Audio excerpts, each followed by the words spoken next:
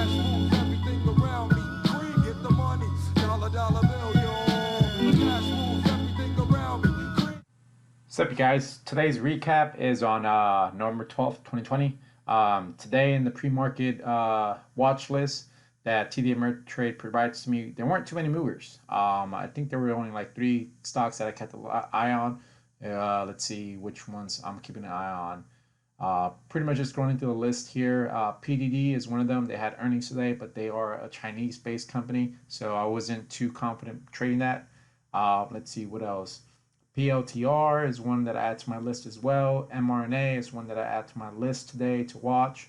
And I think that's it. There weren't too many stocks today, but that's all I take down for the day. So since I pretty much just have a watch list already, the second step is to do a price analysis. As you guys see here, I'm doing a price analysis on PDD. I'm trying to find support and resistance levels for the stock, and these are areas where I think the stock will either move up or down based on supply and demand. So I'm pretty much just doing this for every stock that I'm looking at today. Some I already have done. Let's see which ones. GDRX is one that I'm also performing an analysis. This is a slightly newer stock that doesn't have that much historical data. So I pretty much just go with the data that's available. And I'm looking at prices where they either move up or they go down. That's it. So the third step I do is I go to finbits.com. I pretty much just do a general news search for the companies on my watch list that I create. I want to understand the narrative behind each stock. I want to know why they're moving up or down. Most of the reasons are due to earnings. They're due to overnight news, anything in general. I just try to find any information that can help me build a narrative and help me build a bias on whether the stock is going to continue to go up or the stock is going to go down. So that's pretty much what I do. It's just pretty much some light reading for each company.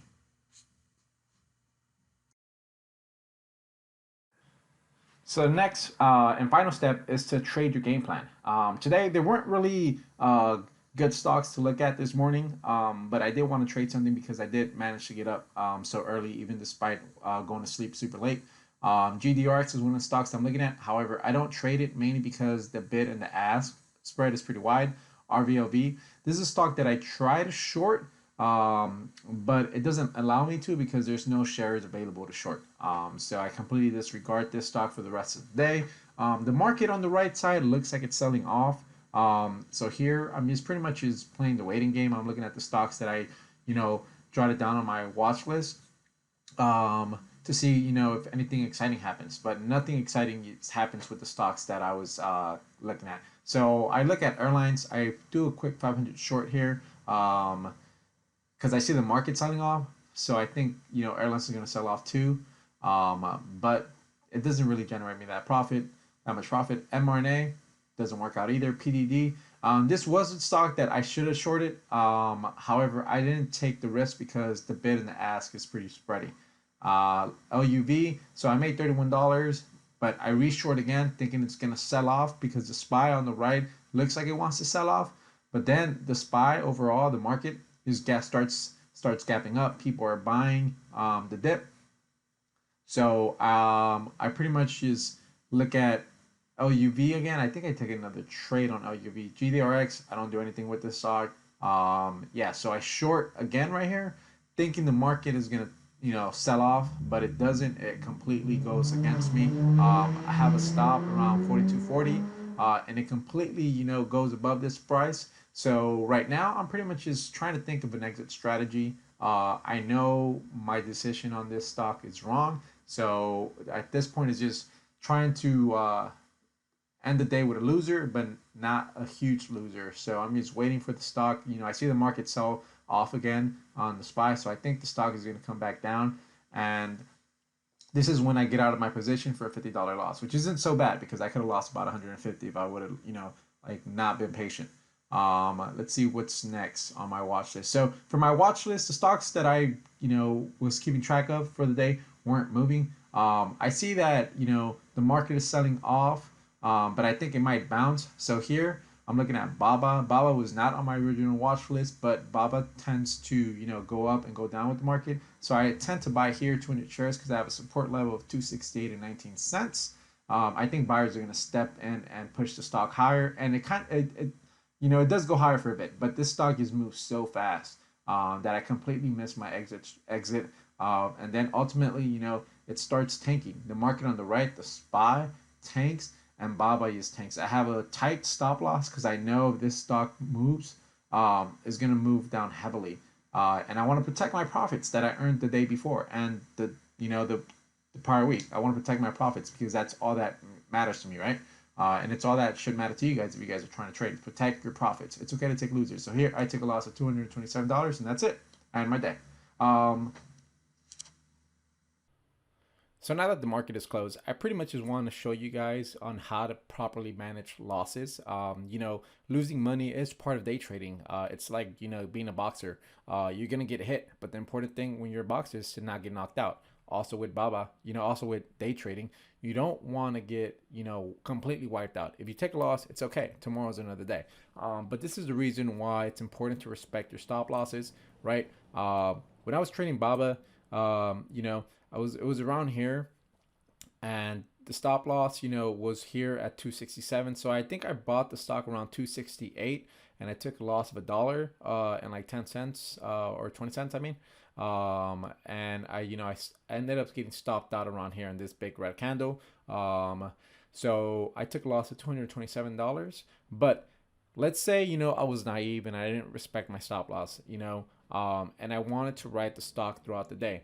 This stock went all the way down to 263, which is like almost a $4 gap between the price I got out. So if I would have kept this stock throughout the day, and would have been, hoping and praying that the stock would go back up. At the end of the day, I would have lost close to $1,000 in this trade, and that would have completely wiped my profits for the week. So I don't want to do that. I didn't want to do that.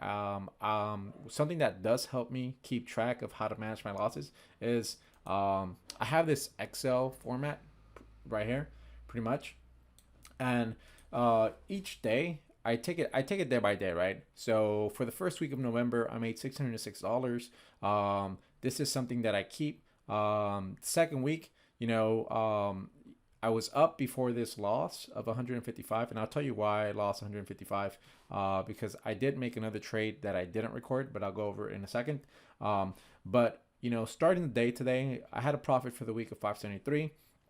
I ended up taking a loss of 155 because I lost. I took 3 trades today, and I'll go over it right now. Okay, so let's see.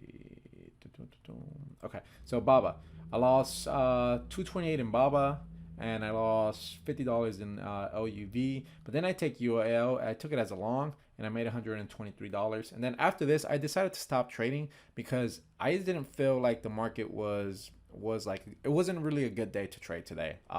Because the stocks that had on my watch list, none of them were really moving. So I was pretty much just trying to chase. That's why I took Baba. Baba was a chase. I didn't do like any, it wasn't on my predetermined watch list of stocks to watch throughout the day. I just thought of Baba because the market was, setting off. I thought the market was going to go back up, but it didn't. It went against me, and I took the L. But again, with Baba, it's important to respect your stop losses. I personally knew once it broke the level of 267.33, that the stock, was gonna have more down potential. Yeah, I could have shorted the stock and profited from the downward move, but I wasn't really 100% sure it was gonna go down. I just knew there was high potential of it going down. But because I had 2 losing trades back to back, once I have 2 losing trades back to back, I kind of just stopped trading for the day, because I don't want to turn a bad day into a terrible day. I've definitely done that in the past, and I get so frustrated.